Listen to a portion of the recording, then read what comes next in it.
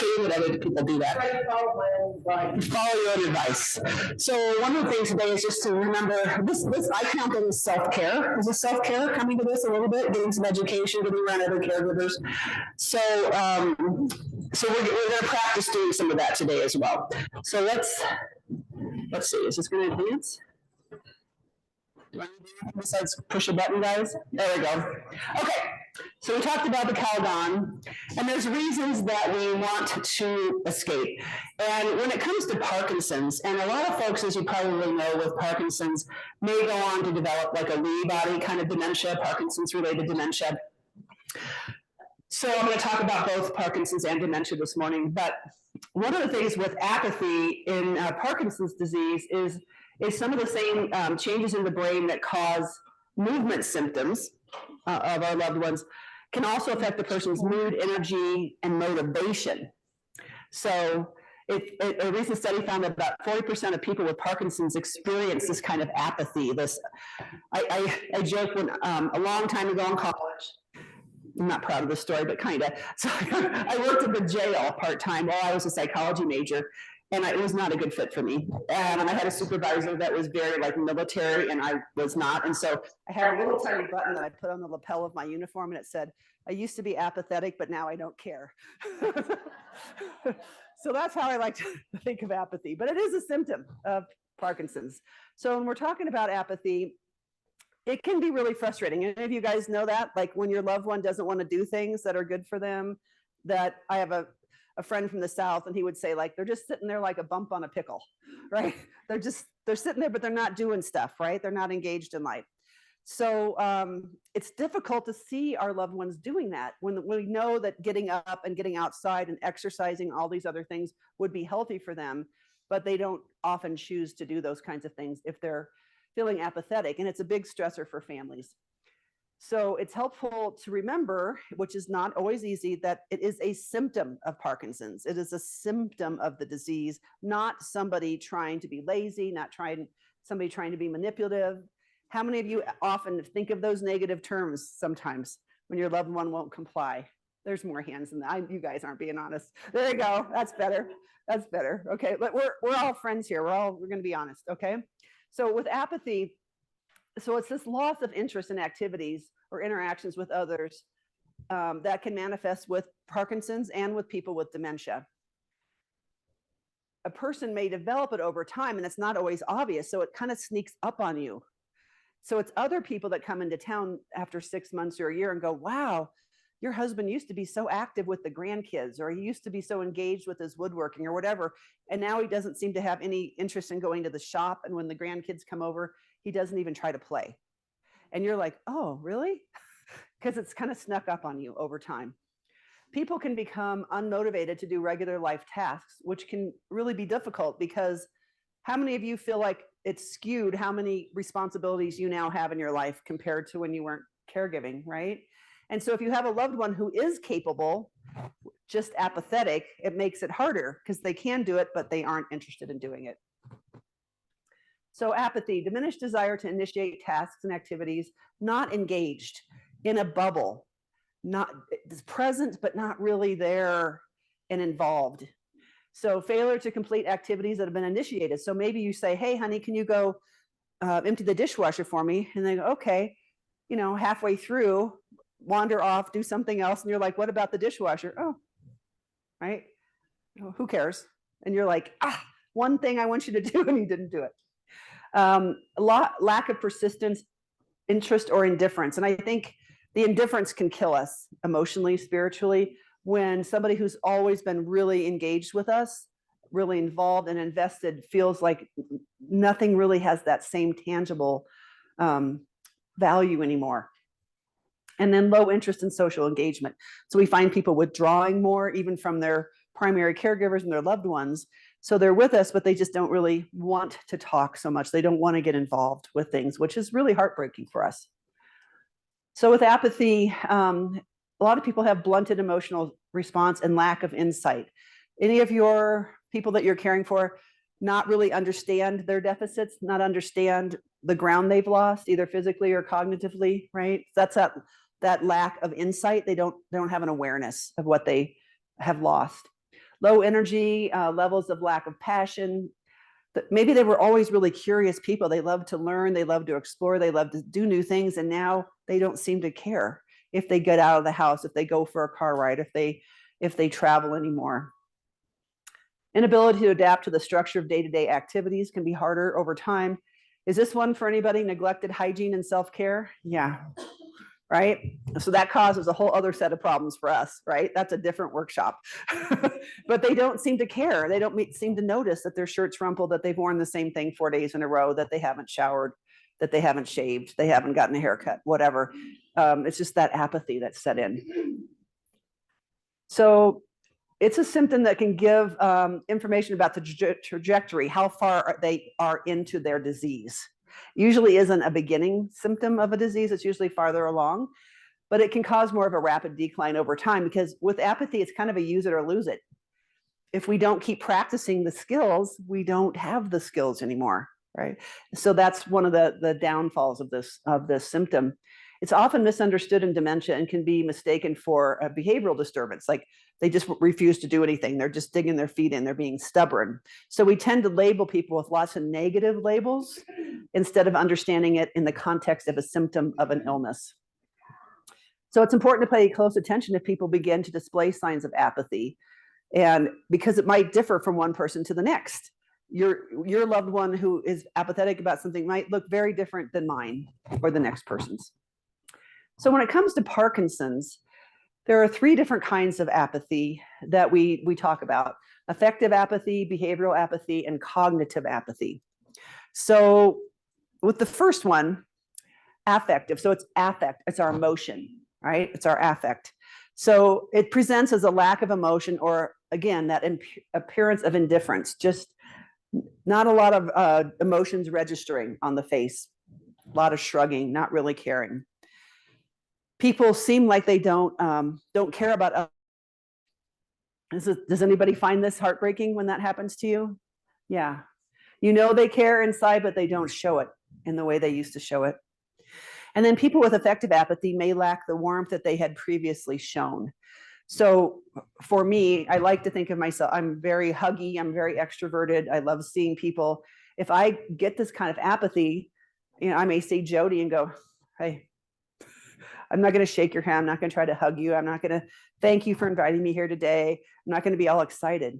I'm just going to be taking up space a little bit. So this is a really hard one for folks. The other one is behavioral apathy, which is this physical inactivity. So it's not that people couldn't vacuum or couldn't do the dishes or throw in a load of laundry or any of those things. It's just that they don't. Okay. So they have this indifference towards completing the tasks. People with behavioral apathy may not move around much. So again, use it or lose it kind of thing. And they may ignore tasks such as laundry and those other things when you're like, everything's piling up on me and you are not just sitting there. So I remember meeting with a family a couple of years ago, and the husband had really severe apathy in the context of his Parkinson's and Lewy body dementia. And the wife said he spends his day, he had like a model airplane, those big model airplanes you can fly around. So he spent most of his days flying the model airplane. They had 3 kids. She worked full time, all this stuff was going on. And he was like, I don't see the problem. I like my plane, right? She's like, ah! He just didn't get it. And then there's cognitive. So our brains, cognitive apathy presents as a disconnection to our surroundings. It's like we're sort of unplugged. We're not engaged. We're sitting with you, but we're not really with you. They kind of are zoned out in a bubble in their own world. This can present at any stage of Parkinson's or dementia, but often it can be kind of early with that apathy. And then people withdraw and lose confidence in their abilities. So how many of you during COVID, or when we were coming out of COVID, we're still coming out of COVID, but after you hadn't been around people for a year and a half, how many people felt uncomfortable again going into public and trying to be with folks, right? We kind of lost skills, didn't we? I was with a bunch of teenagers last night at the airport because my son's a teenager, and I heard one girl who's going to be graduating from 8th grade, and someone asked her, are you excited about graduation? Do you feel ready? And she said, no. And I was like, listening to the conversation, she goes, I feel like I have lost a lot of ground in COVID that I haven't regained. And even though it looks like I'm this age and I've done these classes and I'm ready to go out into the world, I don't feel ready for high school from that year. Okay. And then people living with dementia, that's what that stands for, with cognitive apathy are more likely to be impaired in their ADLs, such as dressing, bathing, eating, walking. Because if we don't do it, if we don't do these things for ourselves, we forget how to do these things for ourselves. So we always want people to do the most they can do, right? As long as, and it will change over time, their abilities will change, but we want to encourage people to keep doing their own independent thing as long as possible. So some ways that we can support folks with apathy is really trying to understand, they may not understand why they feel this way. They may not understand how they come off to you at all, which is hard because you have one perception, they have a total different perception. It's important to, for family members and friends to take steps to provide empathy and compassion. Do any of you ever struggle with leading with empathy and compassion? Yeah, I do too, especially as a parent of a 14-year-old. And my mother has dementia back in Nebraska, and I'll be going there on Tuesday. I have 500 miles to psych up. Be patient, Kay. Don't get into it. Don't correct her. Don't orient her to reality. All those things, right? So it's great to say we're going to lead with empathy and compassion, but can we do it 24/7? No. And what's going to fill our bucket and allow us to be better at leading with empathy and compassion? What helps you have more patience? What? Sleep. Okay. What else helps with having more patience? Going for a walk. Time to yourself. Praying? Yes. Listening to music, right? Talking to a friend, right? And so the impetus is on us to try to fill our own buckets, because we can't give what we don't have, right? We can't give from an empty vessel. We have to fill ourselves up as much as possible. So the person experiencing apathy may feel less alienated and more valued and productive if we can kind of acknowledge some of these things. And I don't expect, when I work with care partners across the country in my coaching stuff, I'm always saying, let's just drop the facade that we're perfect all the time, that we can be patient all the time, because it's impossible. And this is my own prejudice. I own it. I think there's, because of how women are raised in our culture. Now, Mother's Day is coming up. I'm going to write a blog and a challenge to people, because what are some of the main words we hear on Mother's Day cards? What do you guys think? What are some of the descriptors of mothers that end up on Mother's Day cards? What? Everything? Empathy. Empathy and compassion. What else on the Mother's Day cards? Love. What? Supportive. Caring. What? Giving. Selfless. Put everybody first. Oh my God. So it's ingrained in us, right? And so when we can't do that, anybody ever feel guilt? Right? Right, exactly. So we need to be able to understand these things so we can cut ourselves a break, so we can be compassionate with ourselves. That's super important with all of this.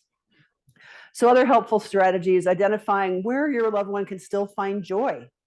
It might not be where they found joy before, but where are those little things? Like for me, if I have a dementia or anything, likely if you put a dog in front of me, I'm going to find joy, because I've always found joy in animals, those kinds of things, or music, or prayer, or church, or being outdoors in nature, all those kinds of things. Art can be a great way to connect. Reminiscing about the past, because for a lot of people, that's more accessible to them than the present. And so even though you want to talk about the present, you want to talk about your own life, you want support, you want to say what's going on, it might be easier in that context to talk to them about the past, because they can join you more in that dialogue. And then just introducing small amounts of activity at a time, because it can be overwhelming. Do you ever feel like you overwhelm your loved one? Let's take on this project, let's do this thing, and they just shut down like, oh my God, they can't even think about the first step of it. So we have to change our expectations of what they can actually do, so they experience success a little differently.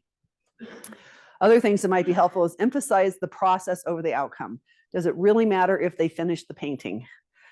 Does it really matter if they did whatever little project perfectly? No, it's engaging, it's doing something, it's being active. It's being together. That's what's important. Having patience, trying to avoid expressing frustration or disappointment. Let me just emphasize, in front of the person, okay? So you're gonna be disappointed, you're gonna be frustrated, you're gonna get angry, right? Because you're human, you're not a robot. But the more we can try to go out and do a primal scream or call our friends or go for what, and not just in front of the person, because what happens? Do they always understand why we're frustrated? No. So they understand the reason we're angry, but they understand something's up and they don't get it, right? And then that complicates the dynamic that you have going on. Providing positive feedback. So for what they can do, instead of, oh, why didn't you finish that puzzle? You only had 10 pieces left, honey. Like, hey, you got 40 of the 50 pieces, way to go. Good job today, right? It's kind of looking at it differently, turning things on its head a little bit. So that's apathy. And then when we talk about depression, which, gosh, have we talked about that a lot since COVID? Depression is different. It's a serious mood disorder, which affects the way you feel, act, and think. It's a common problem among older adults, but it's not a part of normal aging. This gets confused. People think, oh, well, when you get older, you're just going to get depressed. They go hand in hand. In the same way that a lot of people think when you get older, you're going to have dementia and that's normal, but it's not. It's common, but it's not a normal part of aging. So research estimates that at least 50% of people with Parkinson's will experience some form of depression during their journey of their illness, and up to 40% will also experience some anxiety with it as well. And this certainly applies to dementia too. So these are significant symptoms that go on with folks. Many people don't recognize that they have depression. Have any of you ever felt like you were depressed and you didn't know it? Okay. Symptoms of depression are similar to, because they're symptoms to PD, because slowness of movement, sleep problems. Some people sleep too much, some people sleep too little. So some of the symptoms can overlap and be confusing to know. And then with Parkinson's, the facial masking, where people can't really, we often read expressions, right? A lot of it is nonverbal, how we communicate with one another. And when we can't read the expression because they just look flat all the time, it's really hard to tell what they're actually experiencing or feeling. And then it's when these symptoms begin to impact everyday life and interfere with it, is when it crosses over into more of a concerning depression. Okay, whoops, sorry, didn't mean to do that. So symptoms of depression: lack of energy and interest in daily activities, because that can sound like apathy, some doesn't it? Overeating or loss of appetite. I've never understood the people that get depressed and just don't eat. I'm like the opposite. I'm like, hey, when's dessert? I know we just had breakfast. Okay. Feelings of guilt and worthlessness. And as a care partner, that's tough, right? Because you're already tired and you're already stressed. And then you heap on, I find in my coaching practice that people heap on the suffering to themselves on top of whatever else is going on because of the imperfections they perceive in their caregiving. Lack of concentration comes a lot with depression, and indecisiveness, because can't decide. And as care partners, often you're making 1,000 decisions a day. And it's really because you don't have the help of your loved one oftentimes to do that. So many people don't recognize that they have depression. Oh, I'm sorry. That's the wrong direction, isn't it? Okay. All right, one more slide. You can do it. It's not advancing. There we go. Okay.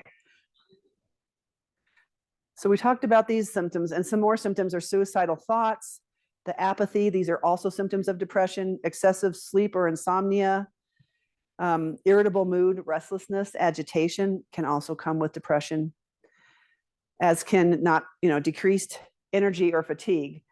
Do you guys ever experience it even when you wake up in the morning, you don't feel rested? Or already feel like your emotional gas tank's half full just because of how busy you stay? So that can kind of leak into the depression sometimes also. So just to kind of summarize the difference between these two. So when you have apathy, again, it's a symptom. It's lack of interest or enthusiasm, right? I used to be apathetic, but now I don't care. The stuff that used to light you up, that you loved and you looked forward to, you don't, okay? Whereas with depression, it's a psychological condition where the person lacks interest and feels powerless. Do you see the difference? And then with apathy, it's a symptom that can be viewed in a number of psychological diseases, all kinds of illnesses, mental health illnesses that we see apathy. And in depression, it's a psychological condition in and of itself, as well as a symptom of another disease. And then typically people with apathy don't have a lot of suicidal thoughts or guilt because they don't care enough to think about that, frankly. But with depression, they do. It's a serious thing, right? It's a very serious thing. So how many of you ever think you experience caregiver stress? Caregiver, okay, most of the room. So it's also having caregiver stress is a risk factor for depression. Some other risk factors for depression are being female, yay, fewer years of education, and that's more about how much we've used our brains, really. Living with the person you're caring for can lead to more depression as opposed to if the person lives elsewhere. And then social isolation and a history of depression. So we saw in COVID, a lot of studies came out about how isolation kills, right? Isolation literally killed. People died so much sooner from not having support, from not having each other. So a lot of us in the room are, have these risk factors. Other ones are financial difficulties and number of hours spent caregiving. The more, we're stressed financially and the more hours we're caregiving, the more at risk we are of depression. Lack of coping skills and difficulty solving problems, and lack of choice in being a caregiver. For a lot of people, it's like, especially when it's adult children, I find it's like, I'm the one, there's 6 kids in the family. I hear this one a lot because I work with families a lot. And, there's 6 kids, but I'm the only one. And often it's the daughter, not always, but often. And I'm the only one showing up and caring for mom or dad or whoever. And then there's always resentment. But the other 5 kids or 4 kids will say, hey, you aren't doing this good. You should be doing this. You should be doing that, right? Woo! Gets hot. It's like a Jerry Springer episode on some of my coaching calls.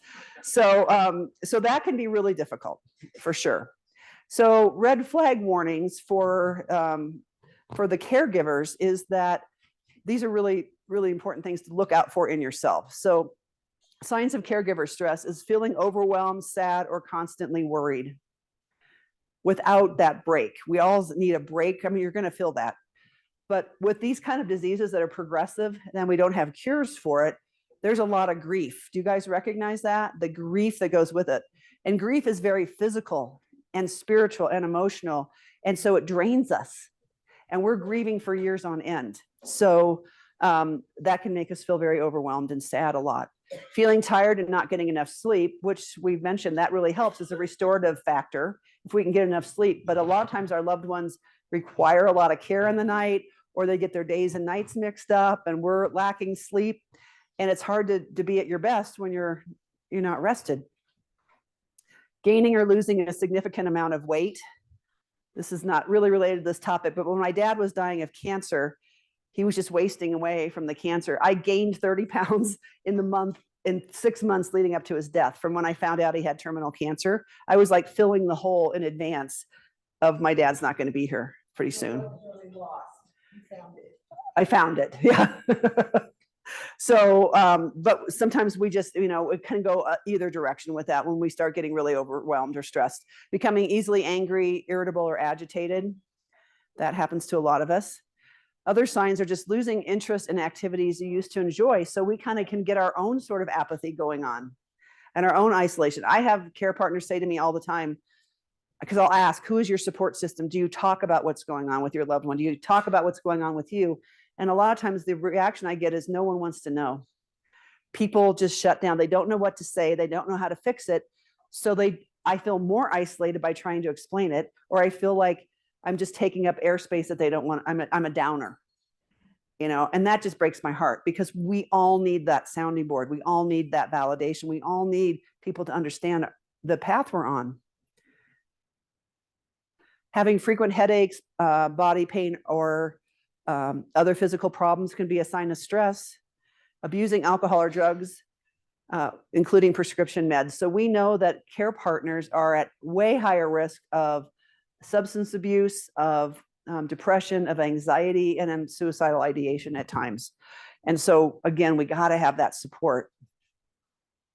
Some of the tips that I like to talk to people about are accepting and practicing asking for help. And I had one hand raised when I asked how many of you before were good at asking for help. So what stops you? What stops you guys from asking other people for help?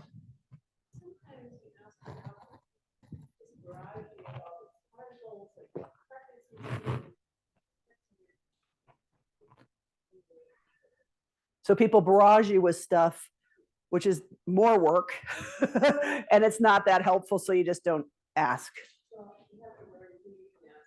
You have to learn who you can ask and who you can't. Barrier for asking for help. Everybody's got something. Yeah. They're busy too. They're busy too. They have stressors, so then you don't want to burden them, maybe. Okay, yeah. My husband won't allow it. Your husband won't allow you to ask others for help? And when the person comes to help, he says, We're good because he doesn't have the same perception of you, right?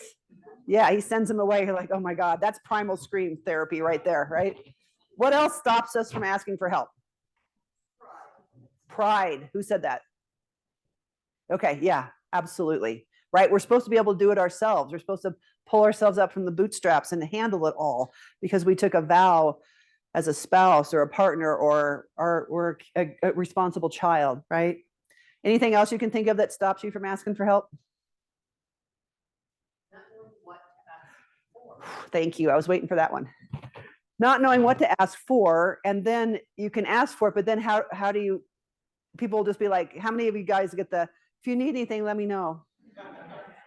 Right? And you're like, one more task. I can't give you one more task, right? Those things. Okay. So we're going to talk more about this in a minute. Adapting your expectations and your of yourself and the person with Parkinson's or dementia.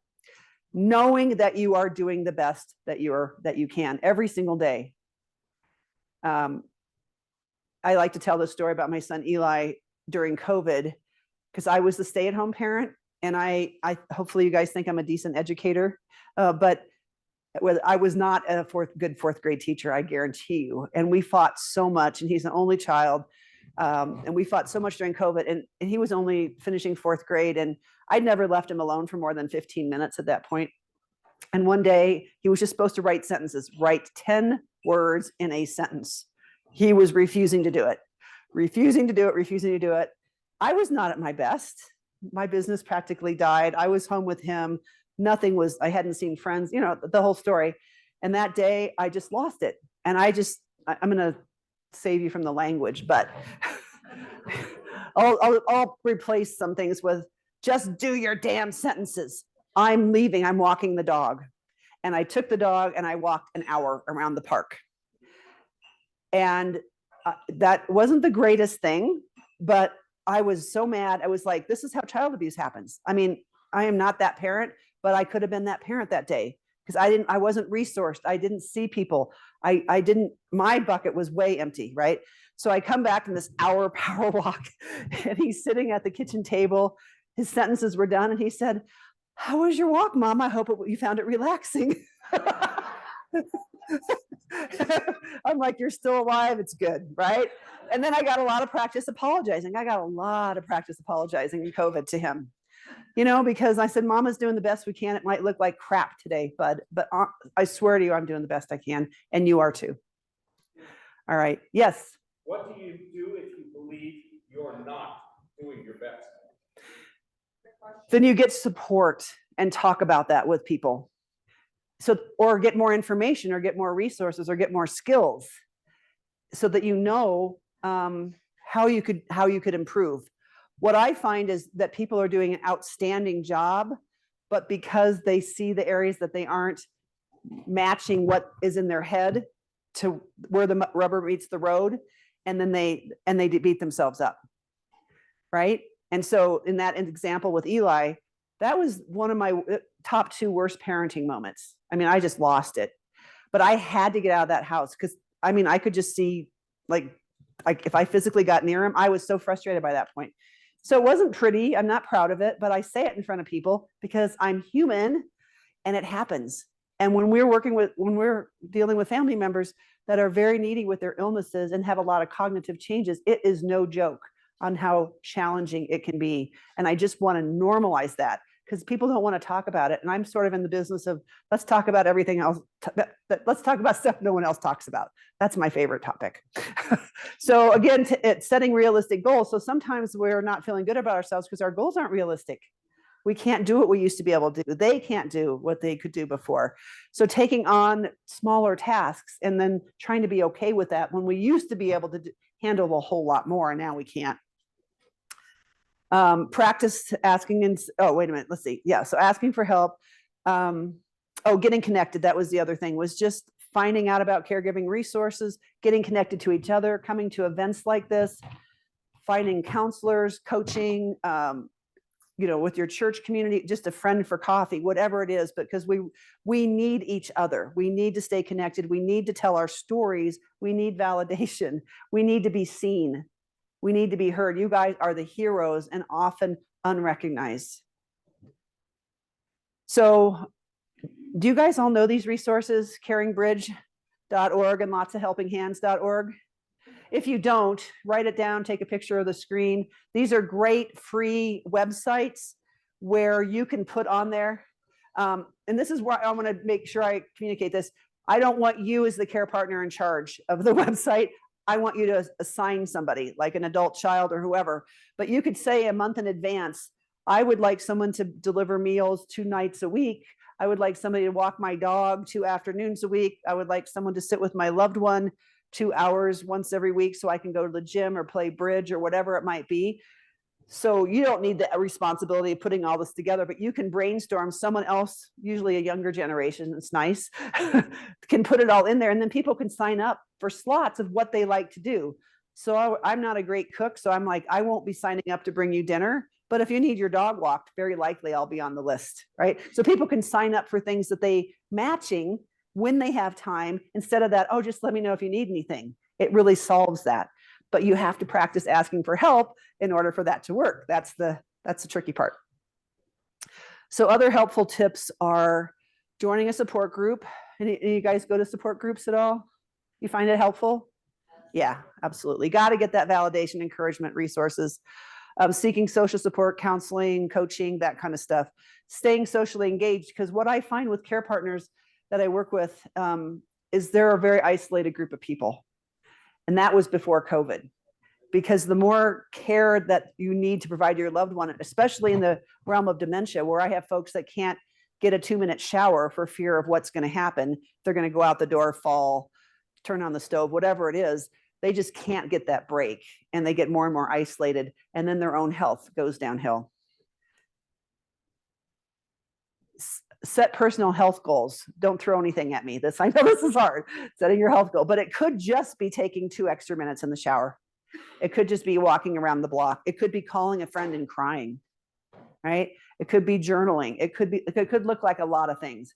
Having someone stay with your loved one so you get to go to church on a regular basis, whatever that is. It's that health goal that it feeds you, that it makes you feel better and more energized. Not starting to run a marathon or those things, and then staying at your doctor if you need to get something with screenings, vaccinations, or if you're sick, because what happens a lot with caregivers is we ignore our own symptoms. We ignore our own illnesses because we're too focused on everybody else, and then we get sick. So you want to be able to make sure you're getting the care you need too. So one of the things I try to work with care partners around is managing stress and building resiliency by adapting internal expectations of self and loved one. This is huge. This is probably one of the top 3 topics I talk about, no matter who I'm talking to with family coaching, is because if I'm thinking, so my mom is 94, she has an undiagnosed dementia back in Nebraska. And she's always been a numbers person. She's always been great. She could have been a high finance person if she'd not been born in the Depression and all these things. So, but she's messing up a lot on numbers right now. I got a call on Monday that she'd written 2 different $10,000 checks on Monday to people My brother's 5 minutes from her. I'm 500 miles. She can't balance her checkbook. She's having trouble. She has a lot of paranoia and delusions and different things. But my brother, who lives 5 minutes from her, he's like, it's kind of like he's so close to it, he doesn't see it. And I'm like, Joe, it's a problem. Mom, who is a number shark, can't balance her checkbook. This is a red flag. This is an issue. We're going to need to have oversight. And he's like, that's disrespectful to our mother. And I'm like, that's keeping her from financial exploitation. So even in my own family, there's some of this, right? But we have to learn to change our expectations. And I would say, as care partners, we're probably way better at changing our expectations of our loved ones than we are ourselves. Do you guys think that's true? Right? Because I'll use Eli again in COVID. Oh, I should be able to be that calm, patient, long rope kind of parent I've always been. In COVID, with no friends, no contact, no money, my kid's an only child. He's crying all day. He's in a fetal position. He's saying, I want to go to school. I want soccer. I want my friends. I hate this. I want this to end. Mama, do something. Right? And I was a wreck. This is why I was saying 2 hands on depression, self-disclosure. I went on some meds myself, and thank God. And because I didn't know how depressed I was, because who's reflecting that to me? Right?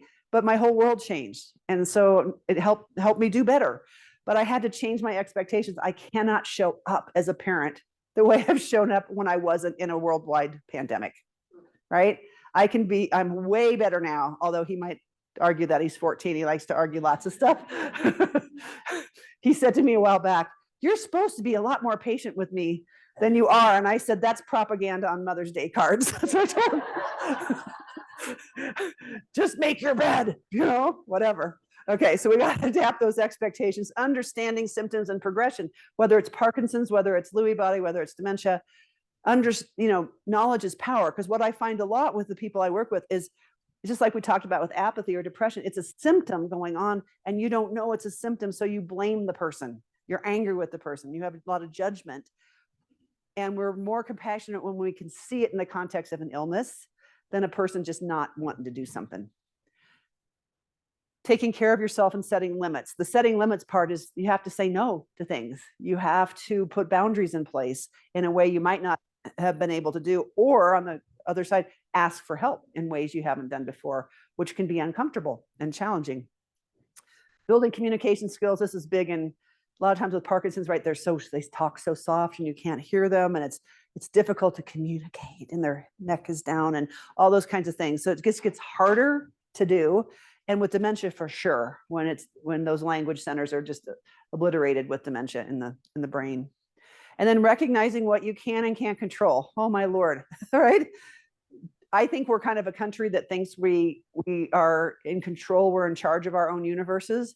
And didn't we just, that just turned on its head in COVID, right? We couldn't control anything for 5 minutes, right? And so it's realizing, I can't control the disease, I can't control the progression, but I can control how I fill my own bucket. I can control my attitude. I can control my spiritual practice or my exercise or calling a friend. So we want to focus on what you do have control over, it's really easy to focus on all the things we don't, right? And then we feel worse about ourselves. So bringing it back to us about what we can do.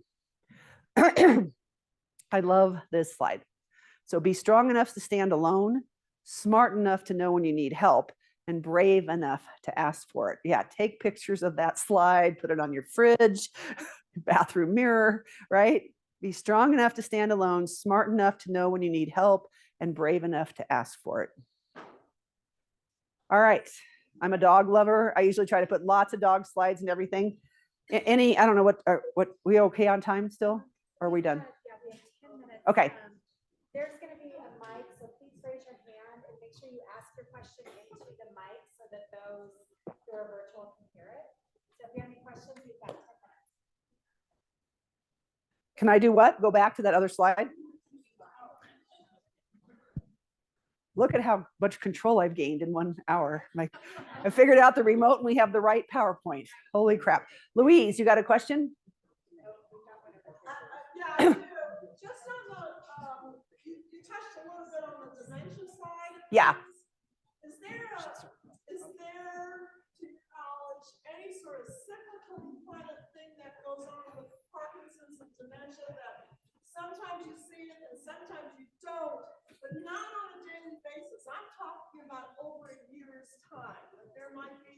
months that it goes away and other times it comes back? Yeah. So she was asking if there's like cyclical aspects to like dementia and Parkinson's, where sometimes it's the brain is more affected than others, right? The symptoms are really obvious at some points and not obvious at others. And that is absolutely true, especially like in Lewy body dementia, which is really common with Parkinson's, where this is really a heartbreaking thing where maybe one day the person, or one day, 1 week, 1 month, they're kind of out in orbit. Like they're disengaged. They can't figure out how to do the dishwasher. They can't figure out how to dress themselves one day. I mean, they're just really incapable for a lot of stuff. And then for whatever happens, it comes back. A lot of those skills come back, their abilities come back. And then the family starts going, oh my God, my loved one's back. The doctors were wrong. The diagnosis is crap. It's not true, right? And you're like, yay, there is a God. They brought him back. And that might last a day or a week or a month. And so the roller coaster ride is like this. It's not just this. It's massive. And then lo and behold, those things go back out the window, and then the heartbreak just sets in. And how are you supposed to pace yourself for those kinds of things? And so it varies so much that you feel crazy and you question yourself. Anybody have that? Or you're like, how can it be? But the other thing that happens with that is we think then they have responsibility or they're in control, and they aren't. It's just the brain is doing this. And so does that answer your question? Does that address that, Louise, or not? Yeah, yes, much more than I've ever heard. Can we, I mean, they can do like a 6-month lag and then come back? I think it really varies. No dementia is the same. No person's the same. And so I think there's fluctuation day to day.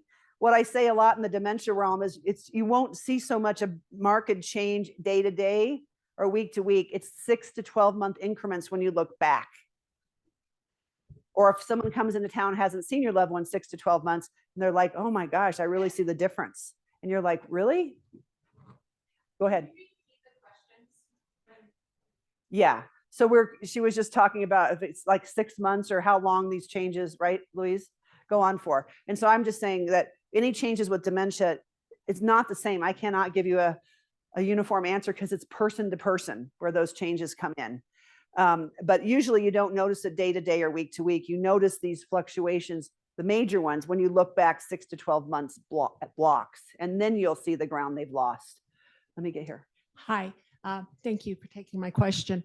Can you address seasonal affective disorder and Parkinson's? Because I recognize as soon as my husband gets out in the sunshine, things improve greatly. And Okay. he comes from a family of depressed people. So, Okay. So I don't know if this is something with Parkinson's or if this is something with apathy, with depression, or if this is just an inherited, my glass isn't half full. I don't even have a glass. Thank you very much. Okay. So I'm not really up on what the correlation between seasonal affective disorder, where we're really influenced by how much sun and light we have. I always say I'm solar powered. I 35 years in the Midwest before I moved here 27 years ago. And when it's cloudy for more than 3 days, I'm grumpy, right? I mean, we get spoiled here.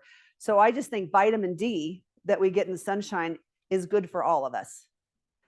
And it helps restore, and we live in a beautiful place. So getting outside and being in nature and getting that sunshine and that fresh air, especially if we're ill, is only going to help. And it helps with our mood. Just getting outside and a change of environment really helps restore us and change it. If we might be really stressed inside, like last night I was exhausted and whatever, and I just made myself take the dog for a walk for 40 minutes, and I felt like a new woman at the end, getting outside in a park and that kind of stuff. Is that okay, that question? Okay. We have 5 minutes, so I'm couple of online questions. Okay. Wanted to know the difference between Lewy body dementia and Parkinson's disease. I think very close, and people interchange those terms a lot. I tend to use the Lewy body related dementia, but if someone has been living with Parkinson's for a long, long, long time, and then dementia symptoms start, oftentimes it's related to their Parkinson's disease. It turns into Lewy body dementia is kind of what I say. So it's those two terms are very much they're very similar, and I don't think there's marked difference between the two. I just think a lot of people don't know to expect that's part of what can happen with Parkinson's. It doesn't always happen with Parkinson's, but unfortunately it's more common than not that a lot of people will progress into those symptoms of dementia.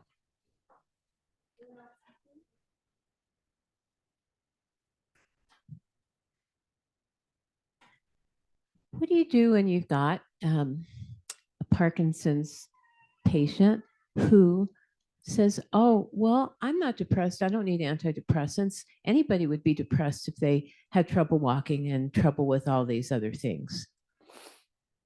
Good question. So yeah, you can be depressed, but there's kind of a difference. Is that depression interfering with your day-to-day life? Is it interfering with your motivation, with your experience, with your relationships, with your day-to-day stuff? If they could be doing more activities and being more engaged in life by maybe being on an antidepressant because it kind of takes that edge off and stuff like that, then they really might benefit from that. We don't have to just be a victim to the disease. There are things that we can do to help. But when we're in that tunnel vision place, we can't see it, and we need other people to mirror that for us to say it might be worth just a shot to try something. Can you talk to my can you? Can I talk to your husband? Okay, another online question. Okay. So you spoke about building communication skills and how the person will speak so quietly. My husband is doing some voice exercises on Parkinson's Voice Project, but how do I encourage him to continue these exercises? Oh, whatever works. You know, in my house, it's ice cream. But it's like, seriously, whatever motivates a person to make them feel better about themselves, to feel more engaged, to feel proud, to doing it with them. I mean, anything like that, anything that you can do that's creative, knowing that person and that it could just be, we'll all go out to dinner to your favorite restaurant. We just got to do these things. We all need kind of those carrots. We all need those motivations for things we really don't want to do. So knowing your person as well as you do, use that and not the guilt and not the doctor said you should do that, because that's what we do a lot is lecture and all of this. But most of us are motivated by positive reinforcement, not negative. And we can forget that. Right, one last question. Okay. Do the Parkinson's drugs like the levodopa and the carbidopa help with, they're supposed to help with symptoms. Do they help with the apathy? I am And not equipped to answer that question as Does a anybody know non-doctor. that? I'm sorry. I know they help with tremors and They stuff. try, yeah, I don't know their effect on the apathy. I'm sorry. Go ahead, somebody. Yeah.